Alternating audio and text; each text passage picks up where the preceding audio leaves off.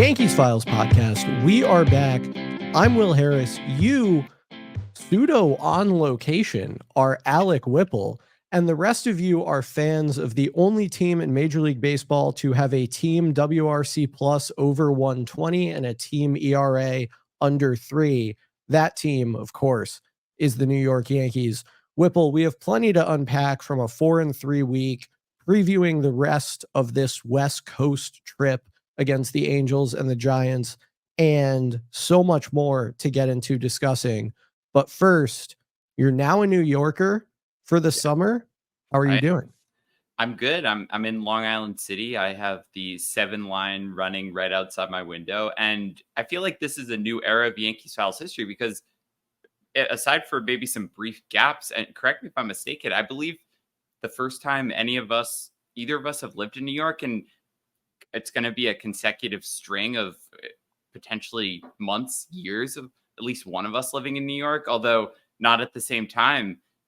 We're kind of on location now. We're going to have boots on the ground, at least one of us here at all times. And I feel like after 3 years of kind of being the mid-Atlantic files or the Boston files or the, kind of up and down from Florida and Connecticut files, we're actually the New York Yankees files. And that's pretty cool. I'm excited.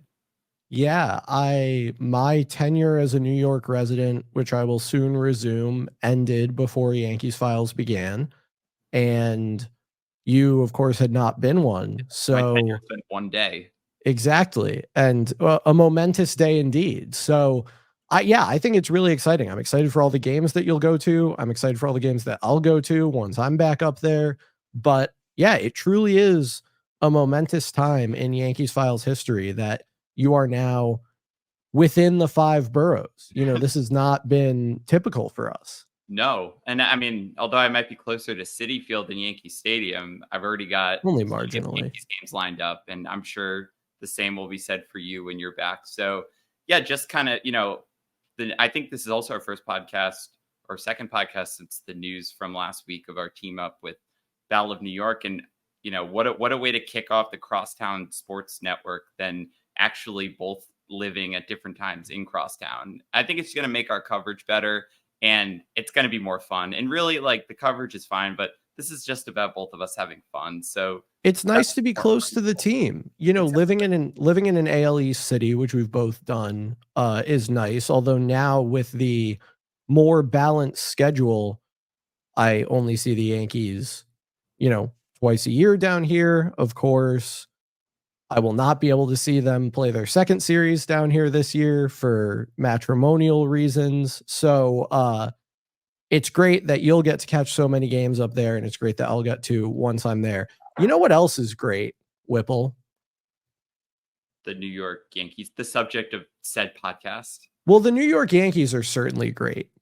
And we'll get into the fact that they have the best record in the American League. I don't do the whole percentage points thing with Cleveland. I'm not buying them. They have the best, run differential in the American League. They have the best offense in baseball. Their pitchers have the lowest ERA in baseball, blah, blah, blah.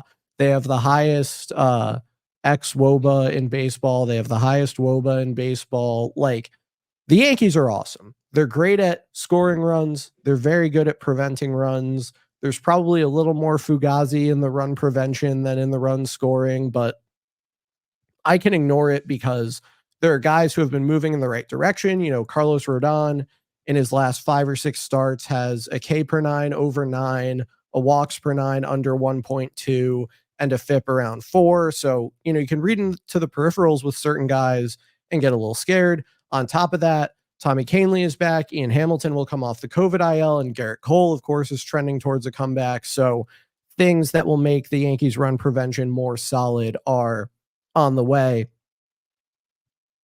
It's just a great time to be a fan of the New York Yankees. And we talked about 2022 on the last podcast, so I don't want to get into that. What I do want to get into is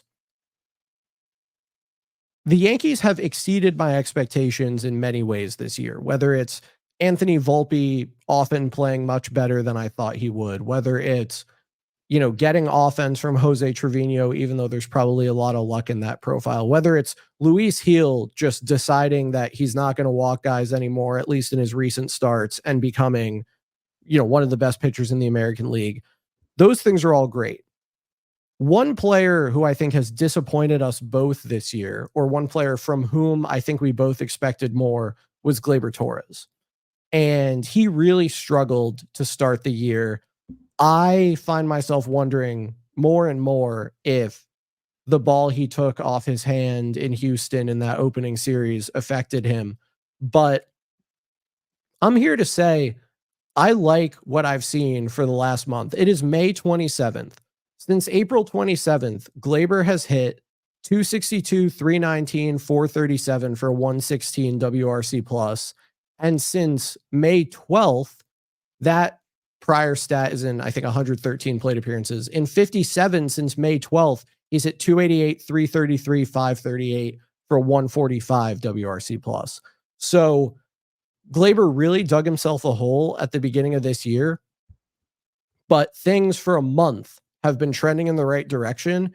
And I'm really excited about not just the dimension he can add to this offense, but about having another reliable, good player, which we know he is, on this team. Because, like, frankly, I don't think we should expect anything more from Jose Trevino than what he's already offered. Like, if he gives the Yankees literally zero offensive value over the rest of the season, I think we should be like, yeah, that's what we were expecting. Anthony Volpe, I think, is playing above the level that we would expect. And there are other guys, Austin Wells, namely, who I think are very much on the other end of the spectrum, where they keep doing what they're doing, things are going to go really well. But we talked a lot at the beginning of the season about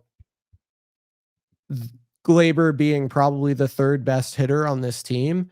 And if from May 27th to the end of the season, he is the third best hitter on the team, I think that will mean very good things for the Yankees offense. So definitely been a disappointing start to the season for him. I know we were all hoping for and expecting for much better, but I'm really excited about the way it's turned around. I'm very disappointed in the way that a lot of people have taken to talking about Gleyber, and I think we can get to that as well.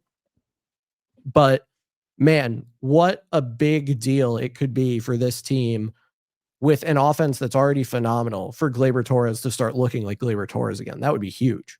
Yeah, I mean, I think that it's fair to be disappointed, but like not fair to criticize him for kind of the things that people always want to criticize him for. And we've had this conversation before about how it's just easier for some people to, talk themselves into a player who, is genuinely tries and does everything the same as everyone else, talk themselves into the fact he's not doing that because of their preconceived biases. Whatever the case is, I think it's very fair to be disappointed by Gleyber. And I do hope that he can get to the level of being the third best player, because, it really, for me, I think if you have Aaron Judge and Juan Soto hitting the way they are, it doesn't really matter like who is behind them. You need other people.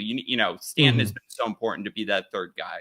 And if Stan falls off, you need someone like Gleyber to step up. I think he's clearly the better option, or the most kind of viable option to take that mantle instead of Rizzo. I mean, I don't know what your thoughts are on Rizzo, but I just feel like I'm concerned about Rizzo. I think he's been more disappointing just because, like you said, Gleyber has been on the upward trend and Rizzo has really kind of gone backwards in the last few weeks. So I don't really care if it's Gleyber. I don't care if it's Stanton. I don't care if it's Rizzo. You need someone to be that third guy. But if Aaron Judge and Juan Soto are hitting like this, it's a lot easier to be patient with Gleyber, or to kind of overlook some of the things that you're getting out of other positions. So definitely, like you said, Volpe, Trevino, guys like that overperforming, it all definitely helps where this is going. But I think we're seeing, the Gleyber dialogue, while I think it's been kind of trending in the same directions as it was before, it's all overshadowed by the fact that his contributions are not as important as they were, when you didn't have Juan Soto, and you might not have had Aaron Judge for a few months. So I think, the numbers still concern me, probably less so than Rizzo. I trust that Gleyber is going to hit better, but I think, I'd like to see him hit a lot better. I think he's kind of been slowly trending up, and I feel like he just, we know, I'm not talking about his 2019 ceiling, but we know what his 2022, 2023 ceiling is. And I don't think he's hitting at that level. And I'd like to see him definitely not, because Rizzo is a concern. And I think Stanton is certainly a concern to go into a cold stretch. I mean, he's going to hit the ball a million miles an hour, a million feet. But, Gleyber's that guy where it's like last year, he might not have always had the most outlandish numbers, but consistently, in and out, he was the best hitter on the team outside of Judge. And I think he can do that. And he hasn't done that. He's trending towards that direction, but there's definitely more for him, to say nothing of the personal stakes of being his walk year. So it's really interesting. I mean, the Yankees are going to give him every opportunity. I don't buy DJ LeMahieu taking playing time away from Gleyber. If anything, I think Gleyber's going to take playing time away from LeMahieu, but we'll see how it shakes out. I mean, for now, they both have lineup spots, and I'm excited to see what that looks like. Yeah, so I'd like to point out a few things. First, Gleyber's expected weighted on base since April 27th is 331, which is basically exactly what he's hit for since that time. That's around that 115 WRC plus. It's 362, which is awesome. And it's the first time he's hit that level this year since May 12th. So we should be really pleased with the way that's going. His like rolling X WOBA is, that chart on Savant, that's moving in the right direction, which is great to see. I'm definitely concerned about Anthony Rizzo. I think a lot of people harbor concerns about both Anthony Rizzo and Giancarlo Stanton in their ability to continue to produce for the New York Yankees. And I think there's a difference in kind there.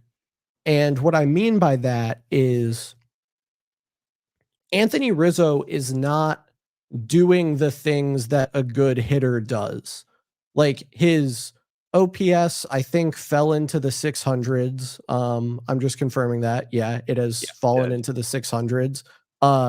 He is not slugging. He's only hit 4 home runs. His xWOBA starts with a 2.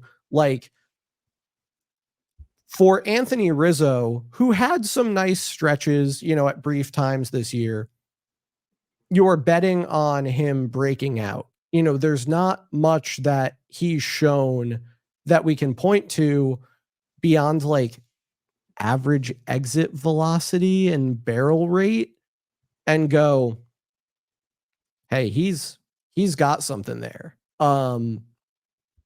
Because even then we're comparing those to last year when they were awful.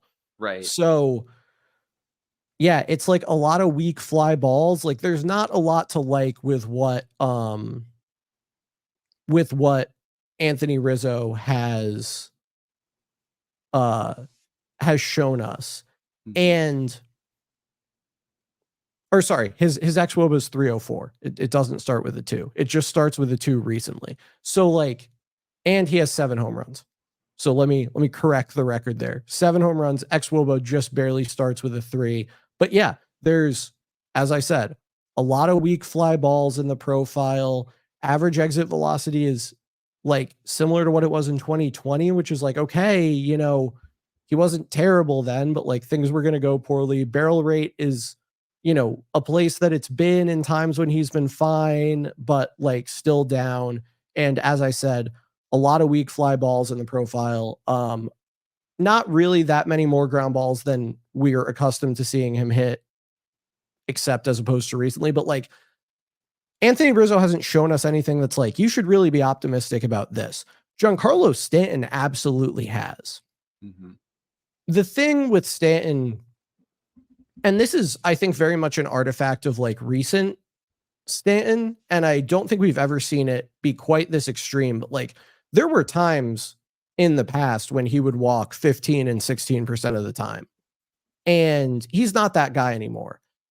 And we've seen him be productive while striking out over 30% of the time, which is exactly what he's doing this year. And like everything in the profile looks fine to me. The BABIP isn't crazy high. He hits the ball hard enough that 279 is totally believable, even though he can't move. xWOBA is 343. WRC plus is 121. Like everything kind of lines up. He's hitting the ball over the fence. He's hitting hard line drives. There's a lot of stuff you like to see. I'm not worried about him going cold. Like the worry for me with Stanton is not a slump. It's an injury. And I think typically with Stanton, what we've seen is he's hot, he's hot, he's hot, he's hurt, he comes back, he's terrible for a while, and then eventually he gets hot again. So there's not like a, with Jose Trevino or with Anthony Volpe, there are big red flags of like, hey, they're not hitting the ball as well as they're producing. Don't believe this. With Stanton, it's like he's tearing the cover off the ball. His average exit velocity is higher than it was the year that he hit 59 home runs. He's barreling the ball a ton. His barrel rate is over 19.5% for the first time since 2019. And in 2019, he played like 4 games. And, the expected stats like him even more than what he's produced. So I'm not worried about Stan's ability to produce if he's healthy. I'm worried about his health. And I think that's the, thing we've learned we need to be worried about. And that's where it comes back to Gleyber with Gleyber. One of his best traits is his ability to stay on the field. He consistently plays almost every game.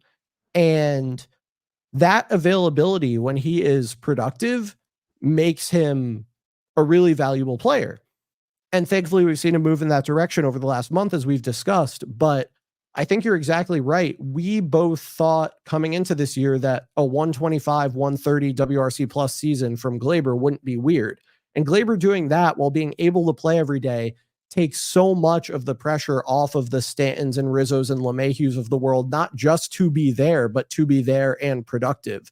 So if this last month from Gleyber is indicative that that's what we're going to see moving forward, then I become so much less concerned about, well, what's going to happen with LeMahieu when he comes back, and what if he's not good, and oh my gosh, we have to give all these plate appearances to Oswaldo Cabrera and this and that. Like, if Gleyber's as productive as we think he can be, you can tolerate deficiency somewhere else. And I think that's the direction things are going. The other thing I'll say, and you alluded to this, but I want to address it more concretely. The idea that DJ LeMahieu coming back threatens Gleyber's playing time is heinous.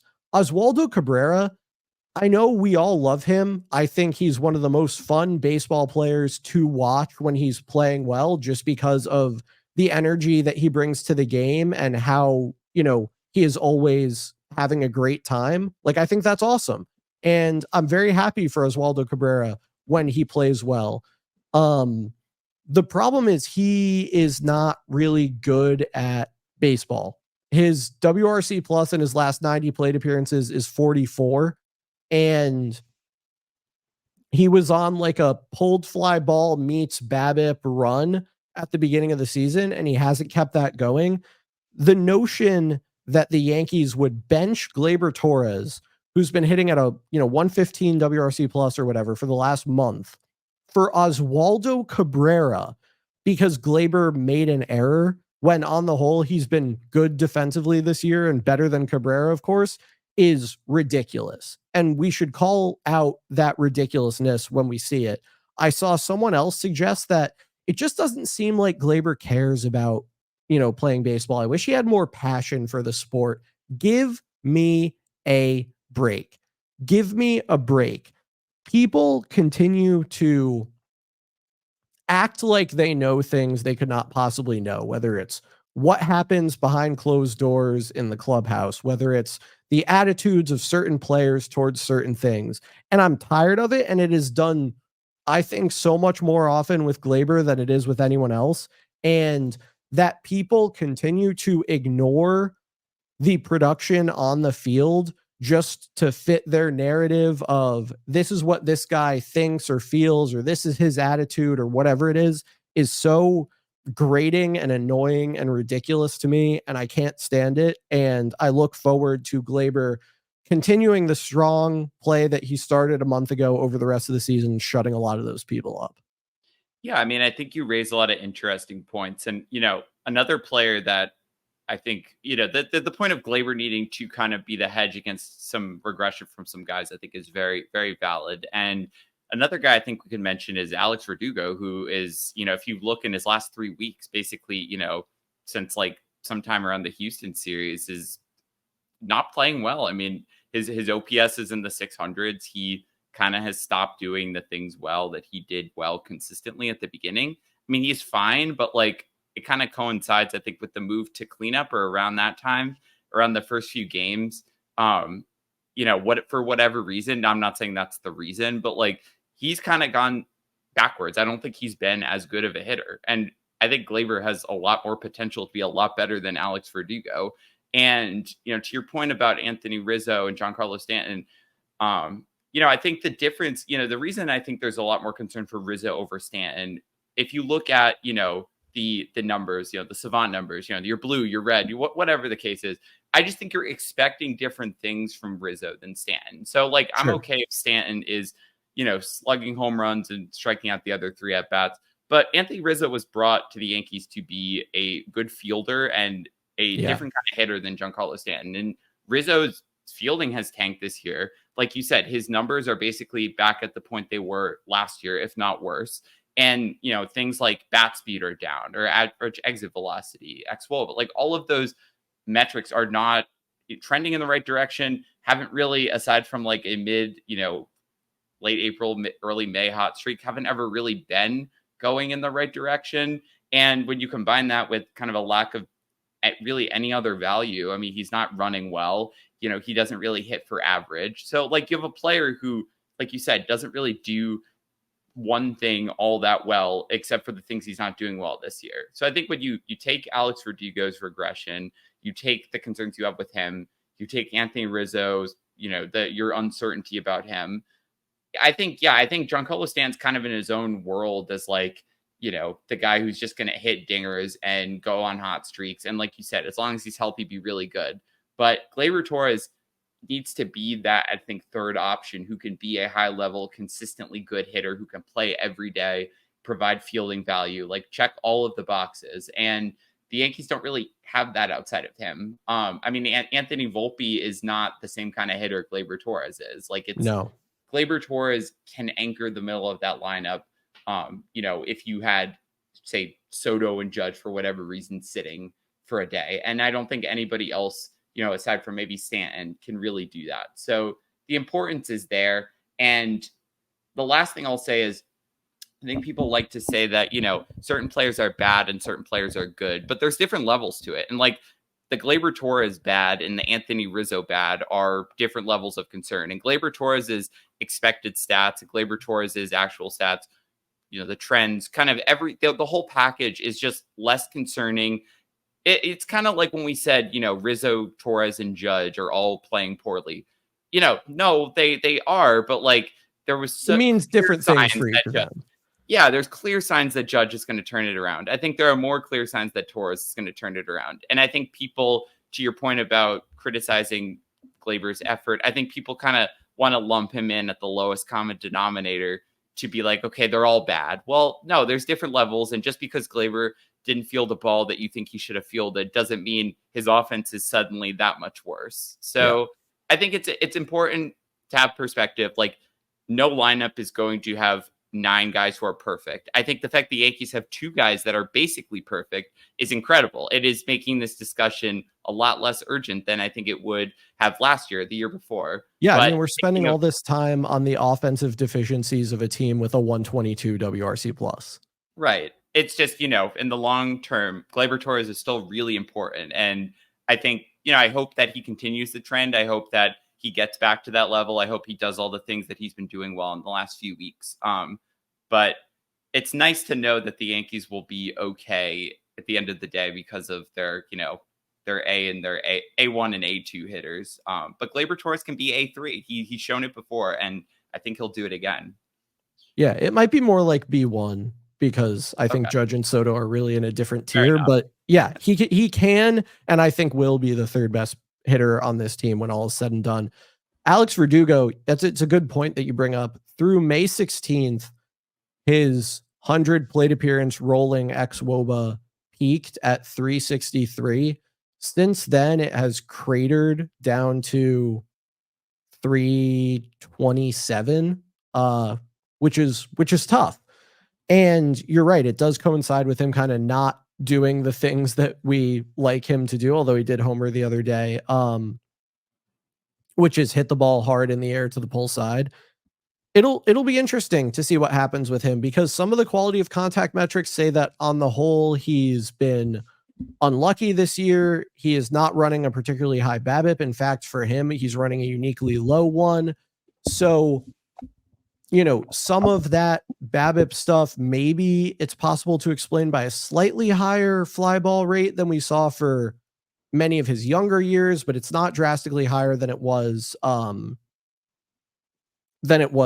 really recently. Line drive rate has come down significantly. I don't know. I think there's a lot to like about Alex Verdugo as compared to the player that you and I both thought the Yankees were getting.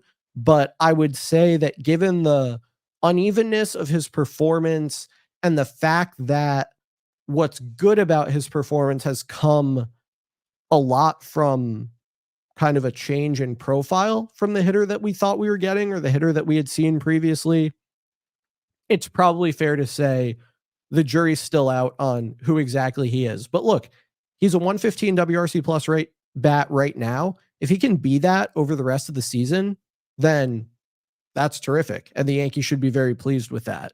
I do think we're going to start having some interesting conversations about Jason Dominguez soon, but I don't think right now is the appropriate time to be having them. So I think we've kind of talked about a lot of the offense, but we've very much beaten around the bush, which is Aaron Judge.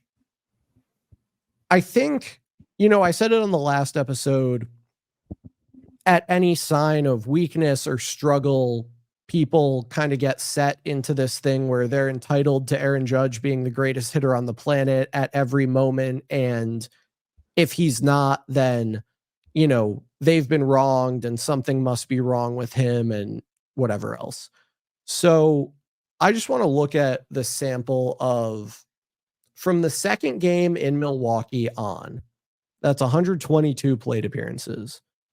Aaron Judge has hit 385, 504, 917 for a 283 WRC plus with 13 home runs and 122 plate appearances, which is like a, 65, 70 home run pace, which is pretty good. Like, we said it repeatedly on the last podcast. We've said it on Twitter. No hitter on the planet is like Aaron Judge.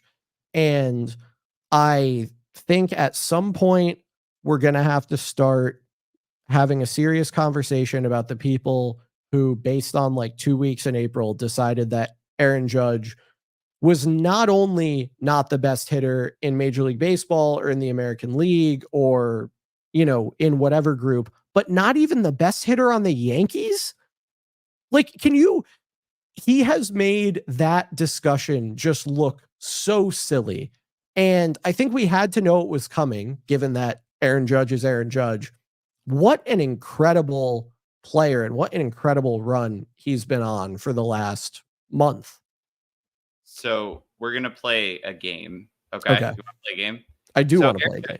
Aaron Judge, he's a great player, right? Is that a great I'd say.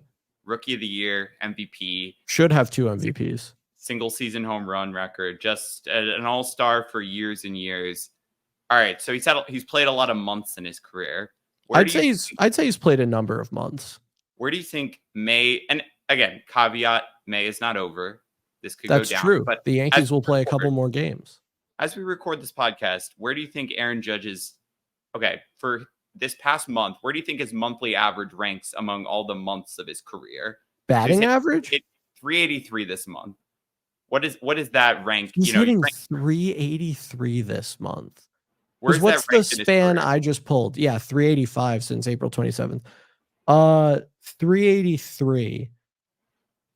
I feel like it's probably 1, but he had some crazy months in the first half of 2017, but I don't think it ever would have gotten to 383. So the question would just be, did he hit better than that in like September of 22? I'll go with 1. It is 1. And actually September 2022 it was 380. So, oh, wow. Okay. Yeah, so it's 1. Okay. What about on base percentage? So he's on base percentage of 500 in May. 500 exactly. Yeah. I feel like we would only play this game if it's 1, but he was getting walked so much, remember? I'll guess 2. It is 2, actually. Wow. September 22? What about slugging? Slugging. 938. It's got to be 1. It is 1, but do you know the month that's second? Because it's not September 2022. Is it like And this goes back in the archives because let's see what do you think? Is it like I mean, he had some crazy months last year when he was healthy. Obviously much of 22 was ridiculous. Is it something like June of 17 or something weird like that? It's September 17. And I think how strong he came back from that midseason slump. He did. Like, it wasn't just, kind of doing really well. He was tearing it up at the end of 2017. Yeah. WRC plus 297. Where does that rank? It's got to be 1. It's 1. Number 2 is 22, 261. And then extra base hits. And this will be, I mean, I'll just spoil it. It is number 1. Yeah. And that will not go backwards. So think about all of the months we've watched Aaron Judge. I mean, the only reason, the only reason that September 2022 was higher is because of, all the times he's getting walked while he was literally setting the single season home run. Yeah. Again, it could go down, but I think right now, looking at like what a player, what a great player we've watched. And somehow of all these great seasons, he's doing things that he's in the ballpark of his best months ever. That's crazy to me. It is ridiculous. And of course, his WRC plus is up to 188, which would be his second highest single season WRC plus, which is ridiculous given the way his season started. I now have a game for you. Okay. Aaron Judge has a 410 on base and a 629 slugging right now. He currently has 3 seasons with at least 450 plate appearances, an on-base percentage of at least 400, and a slugging percentage of at least 600. How many active players have 4 seasons with an on-base percentage of 400 and a slugging percentage of 600? All right, so I'm going to assume Trout is 1. Nope. Really? Trout, like Judge, has 3. Wow. Okay. Mookie Betts? Nope. I feel like it's just going to be 0. It's 0. Okay. It's 0. So Judge and Trout both have 3. Crazy about Trout. I thought he had at least have 4. Yeah. So Aaron Judge, if he, gets to 450 plate appearances this year, will more than likely have a 400 on base and 600 slugging, and he will become the first player to notch his 4th such season since, I believe, Albert Pujols or Alex Rodriguez. It depends on the timing there. You know what? It must be A-Rod in 07. Was the last player to notch his 4th such season, which is crazy. Aaron Judge is ridiculous. Like, I think you're exactly right that, we've seen him play so much baseball and we've seen him play so much great baseball, and it's easy to lose sight of the fact that he can still do stuff that tops anything we've ever seen from him.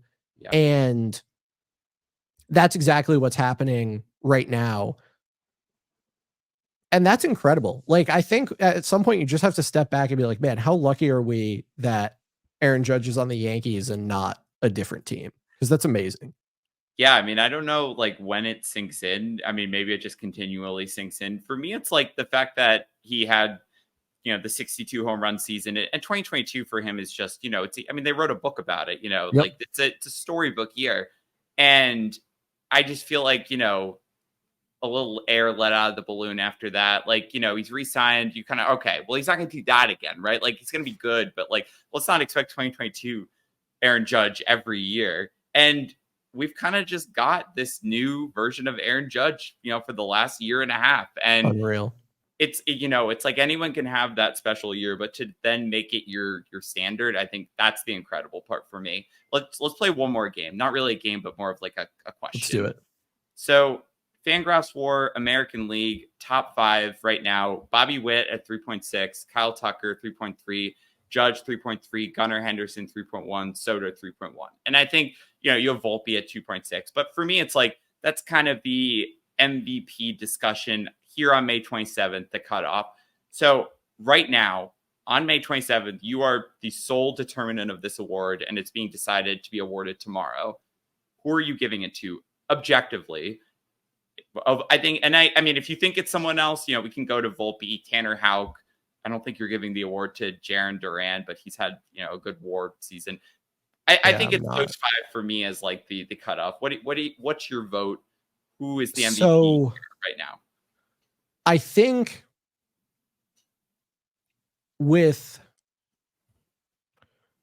if you want to give the award to Kyle Tucker, you have to give it to Aaron Judge, because aside from a slow start, we know there's nothing Kyle Tucker has done better than Aaron Judge, and it's what, a 10th of a win that separates them. So like you kind of have to just like be for real about that and be honest with yourself.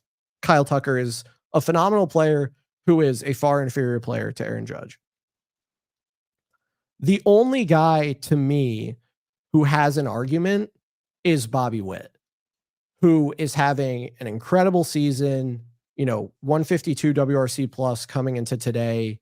He's hitting 300, slugging over 550, on base over 360. And the kicker for me with him is he's been one of the best defensive shortstops in baseball. And I think, much like was the case with Aaron Judge playing, a fine center field in 2022, I think when there's an outstanding two-way, meaning offense, defense, not meaning Ohtani, season happening, it is valid to recognize it. So do I expect that Judge will blow past Bobby Witt in WAR and in every other stat, to the extent that there are a few in which he doesn't already lead him? Yes. But if the season ended today and someone voted for Bobby Witt, I would say they have a fine case. Okay, so what's your rank the 5 then? So Witt's number 1. How do you rank the other 4? So like the top tier is Judge and Witt. Okay. I think Tucker and Soto are next. Although Gunner's such a phenomenal player. Let me pull up his page and just make sure there's not something about him that I'm missing. Gunner's really good, man. And he has hit the ball over the fence a lot, which I like. But Gunner has been, I would argue, clearly inferior to Witt. Very similar on WRC plus, but extremely close on OBP and slug. Witt hitting for a little more average. Witt the clearly superior defender, and then he also has the 16 stolen bases to go along with it. I mean, it's so close. We're talking about tenths of a win. I think Judge and Witt are at the top, and you'd be splitting hairs to do anything else. Maybe Tucker is a shade ahead of Soto and Gunner. Maybe they're all kind of aligned right there. It's really tough. You're talking about, a great group of players. This should be a hard question, especially this early in the season. Yeah, I mean, I think it's cool to have 5 guys who are clearly like top of the class. I mean, and 2 of them be Yankees for one thing, but yeah, I mean, I think, if you think about people are going to vote, like I think Witt clearly is the guy right now. And I think, Soto always will have the narrative of like he came in and turned the Yankees around, but that was probably more of a viable narrative to put him ahead of Judge before Judge went on this run. And I think no matter how you slice it, like there's really no wrong answer. I feel like I'd go Witt, Judge. I'd probably put Soto 3rd and then Tucker and Gunner. I just feel like, I don't know, like, Soto has the narrative, and I think like the Yankees are clearly far superior to the Astros right now, and you're splitting hairs anyway. Um, but I also think I think Gunnar has staying power. Like, I actually Yeah, feel like he might be better than Witt at the end of the year. But I think so. It wouldn't surprise me. it's fun. Like, it's just fun watching good baseball players play baseball, and I like when multiple Yankees are in that conversation. Yeah, having two Yankees in the MVP conversation. I mean, we talked about this earlier this year. The question of, when was the last time there were two Yankees playing at this level? And we talked about maybe Cano and Granderson came up. Certainly A-Rod and Teixeira came up. But,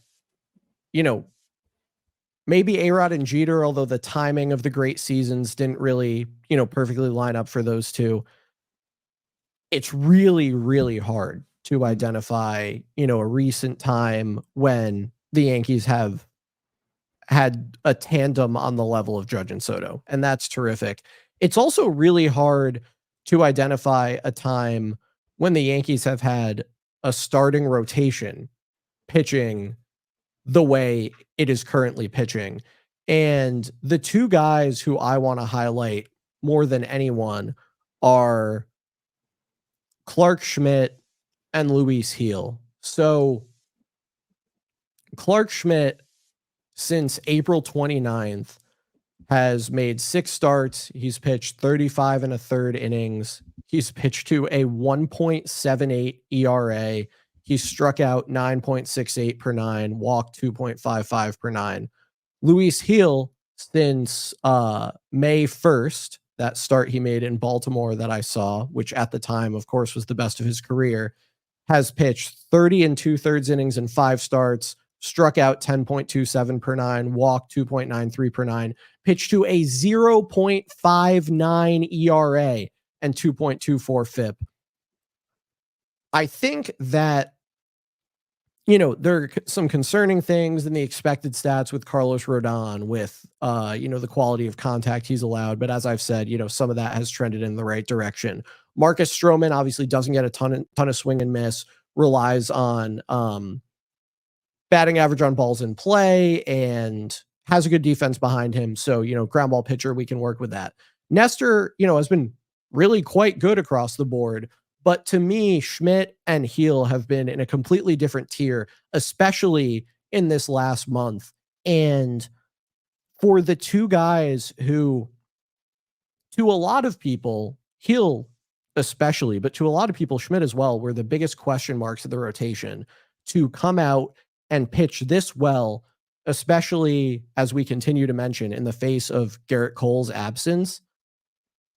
How incredible is that? And we don't know, Clark Schmidt pitched how many innings last year? Like, 159, and he's already at 60 this year in 11 starts. So he's on pace to blow past that.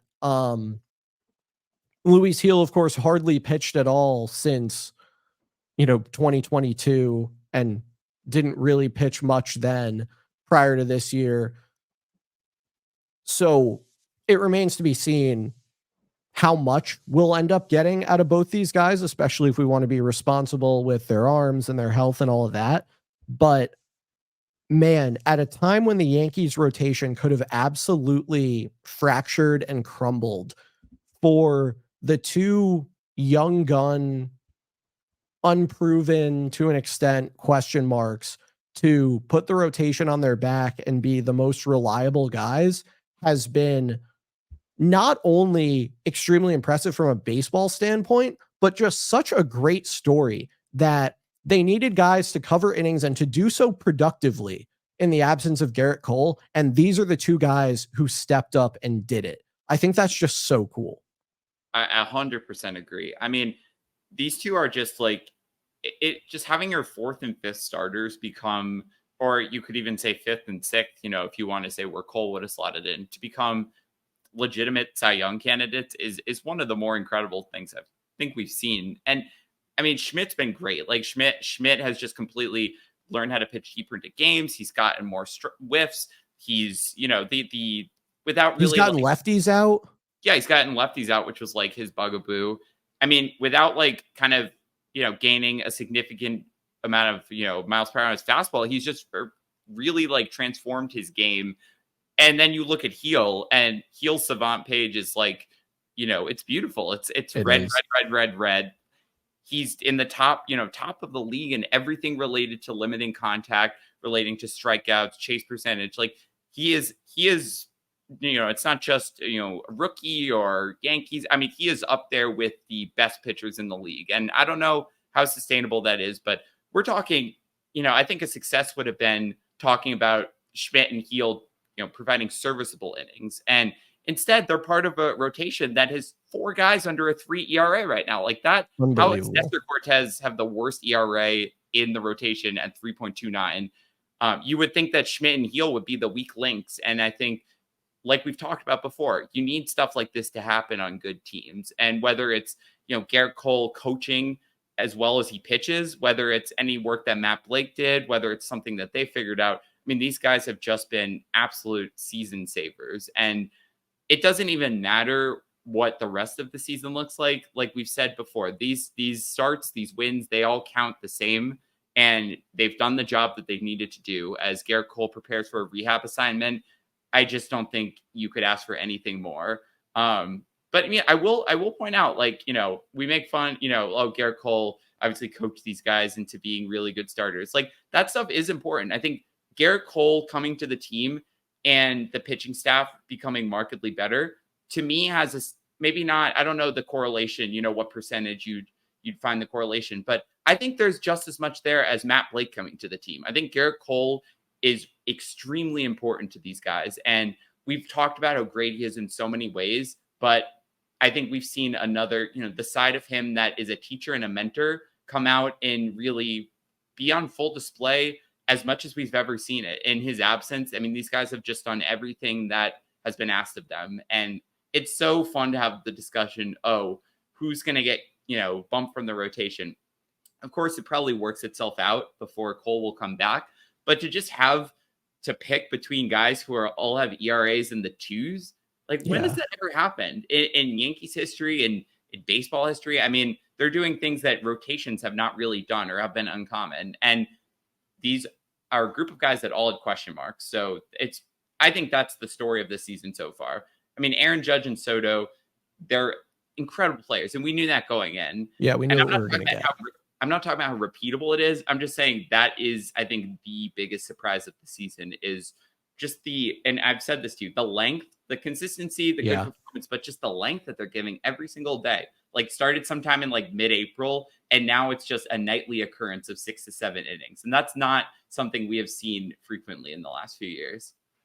Yeah, it's incredible. And we should very much enjoy it because this is not something you see very often. So Whipple, as we look ahead to 6 West Coast games at the Los Angeles Angels of Anaheim and then in San Francisco, with the Yankees facing again kind of a gauntlet of starting pitchers. Last week it was Miller and Gilbert and Wu and Darvish and Musgrove and, Cease. Whoever else. Cease, yeah. I'm missing one of Castillo. Yeah. Canning, Anderson, Sandoval, Hicks, Webb, Snell isn't quite on that level, but Anderson, Hicks, and Webb certainly are all having very good seasons. Patrick Sandoval is no slouch, although not having a good year, but had 2 good years prior to this. Like this has been tough. Playing on the West Coast is tough. I think a lot of people are disappointed with 4-3 last week. They were a couple of BABIP innings away from probably going 6-1, which, that's how baseball goes sometimes. I would love a 4-2 week, win a couple more series, go into the off day and come home to host the Twins feeling really good about yourselves.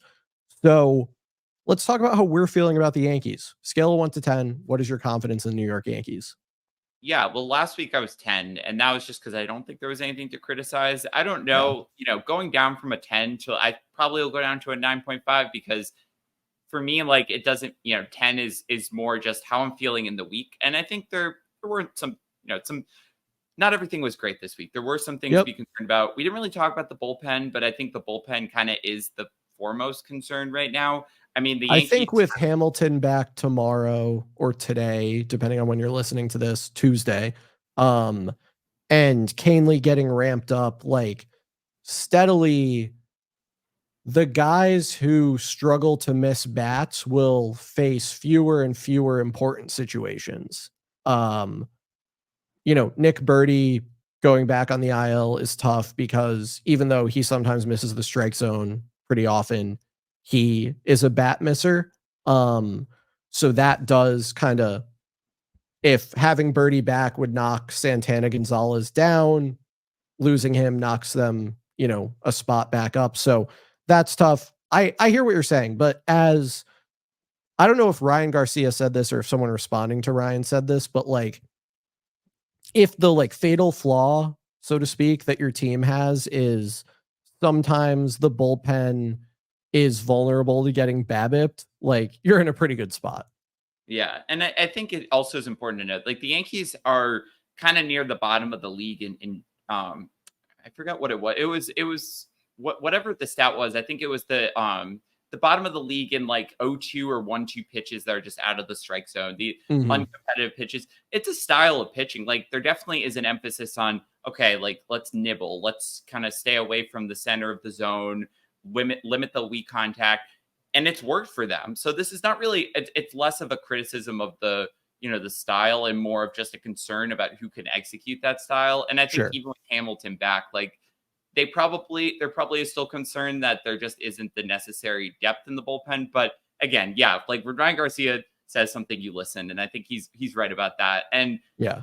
not 9.5 reflects, looking for a team to really hone in on all those little weaknesses that are not derailing your season. They're not causing you to lose games, but they're just the things you could do better. And I think we talked about some of those with the offense. We talked about some, what might happen with the pitching if, some guys regress in the bullpen. Like those are all little things. And they're coming from such a high bar that I think the concern I have right now is pretty low because they're winning games at the same time as all these little things are popping up. And none of them are really that much of a concern. And again, even if they are, you have Judge and Soto, and that covers up so many little things. And as we get closer to Garrett Cole coming back, I am so excited for the Yankees to have 3 of the top 10 players in the league and maybe even 3 of the Yeah. top 8, depending on how you want to look at it. The Yankees have a lot of really good players, and I think 9.5 is a very fair rating for a team that, even though, it didn't win both its series this week, it had a winning week. And you just want to have winning weeks and get to the end of the season, you'll be in a pretty good spot. Yeah. Winning weeks are important. I'm going to be at a 9. I think West Coast trips are tough. Mariners rotation is tough. The Yankees performance last week reflects that. I'm really psyched about what Aaron Judge and Juan Soto and Gleyber Torres and a lot of the hitters have been doing. I'm psyched about, let me rephrase. If DJ LeMahieu plays to his rest of season projections on Fangraphs, which have him around like a 107 to 109 WRC plus hitter at third base, that's a great bat for the Yankees to add to the lineup and trade out for the now injured John Birdie or Oswaldo Cabrera. So excited to have him back, excited to have Ian Hamilton back, lengthen the bullpen. West Coast trips are tough. They're weird. I don't want to, get way too high on the confidence and then, have them lose a bunch of games in weird ways at 12:30 in the morning this week and end up disappointed. And as I said, I want to leave some headroom for when Gleyber Torres really locks it in. He starts reaping the benefits of his 360 WOBA or ex WOBA in the last couple weeks. I want to leave some headroom in case Anthony Rizzo turns things around or in case DJ LeMahieu comes back really strong or whatever it might be. But I'm going to be at a 9. And I think if we think back over a large sample and we think about where the Yankees were in like August and September of last year and how hopeless things were and how they were grasping at straws and, calling up Jason Dominguez, and then he gets hurt and going 82-80, that they have turned things around, and PECOTA now projects them to win 98 games and gives them a better chance at the World Series than any other team in Major League Baseball. They have now surpassed the Dodgers at 17.1% to 16.6%. Like, that's amazing. And we should be really happy that they're playing this well and winning so frequently and outscoring their opponents by so much and hitting so many world famous home runs. Like, that's what it's all about. And it's just been great to watch the Yankees this year, and I hope it continues that way. So I'm going to stick at a 9. Whipple, as we get this thing wrapped up, any parting shots from you? All right. So we've definitely talked about this before, but I'm going to bring back one of my personal long-standing gripes, something I do that seemingly no one else does, because the Yankees are playing the Angels. And I always say the Anaheim Angels. They're playing in Anaheim. You know what? Like, let's rename them. The Angels need a shakeup. Things are not going well. Ron Washington is driving the car off the cliff. That's what's going to save this franchise. Bring back the old uniforms, the Anaheim Angels.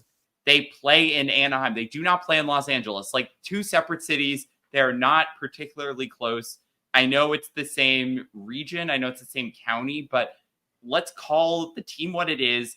Let's actually acknowledge that they do not play in Los Angeles. And you know what? When the Rays changed their name, took out the Devil Rays, things turned around for them. That's true. I don't know if there could be a similar effect here, but I'm going to keep beating this drum as the son of a former Orange County resident who has been to Angel Stadium, respects and the city of Anaheim and all that it stands for, all the Disney infused passion that the city provides. Let's bring back the name. Come on, Anaheim Angels. Anaheim Angels will agree with me. 2002 World Series champions, Darren Erstad, Garrett Anderson. Shout out to you, Troy Gloss. You're a legend. Rally Monkey, being at the Rally Monkey. Yankees play in Anaheim in 2010, and like seeing the Rally Monkey like live when the Angels are good, like the last kind of really good Angels team. It's a lot. Like I get why they were such a good team for years, and that place got loud. And I think baseball is more fun when certain teams are good. And I think the Angels were so good for a while. I hope they kind of pull it together with or without Trout. Sean Figgins, Reggie Willits, Troy Percival, Scott Shields, I think.